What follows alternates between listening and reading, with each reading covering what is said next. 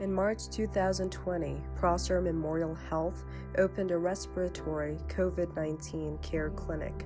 The staff is at the forefront of this battle against COVID-19, continuing to serve patients amid the coronavirus pandemic.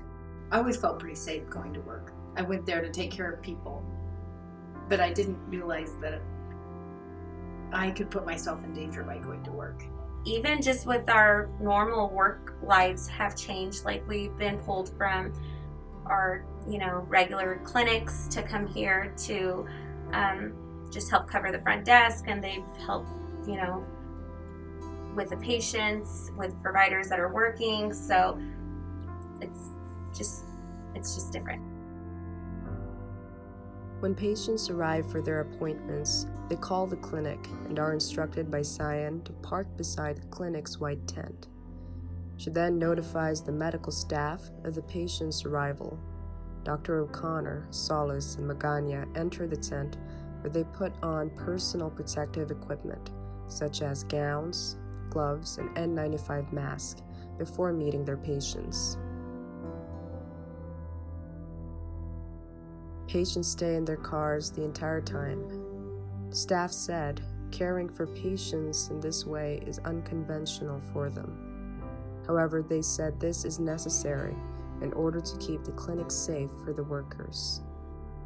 I mean, we go home and we have to make sure, before you see your kids, before you see your family, you have to make sure, oh, I need to go shower and I need to make sure that I'm throwing my clothes in the wash. And it's just like, I can't just walk in the door and hug my son because I know I've been here all day, During the drive-up screening process, a medical assistant takes notes of the patient's history while another medical assistant checks the patient's vitals.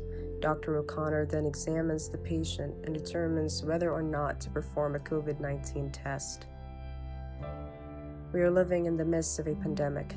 Thankfully, there are brave frontliners, like the clinic's workers, who have quickly adapted to their heightened responsibilities, striving to serve their communities every day and help alleviate the worries of their patients.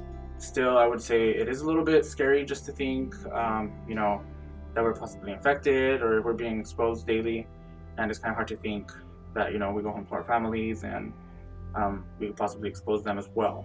But it's great to be able to help our community here locally and provide them with the tools and the testing needed for them to feel safe and healthy too.